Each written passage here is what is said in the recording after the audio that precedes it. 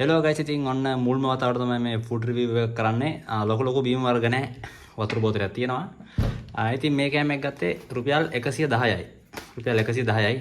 බර බලන විදියක් නැහැ. ඉතින් වැඩි කතා නැතුව අපි බලමු මේ 110 කෑම එකේ මොනවද තියෙන්නේ කියලා. පෝෂන් එක කොහොමද කියලා.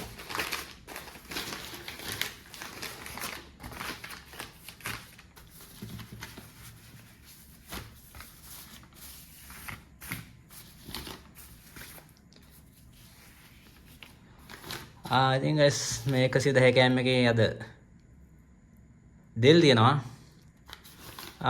මෙතන තියෙනවා ලුණුද නෑ සැමන් තියෙනවා. දෙල් තියෙනවා සැමන් තියෙනවා. ඒ කරිස් දෙක තමයි තියෙන්නේ. ඉතින් එක්කෙනෙකුට ඇති වෙන්න බත් තියෙනවා.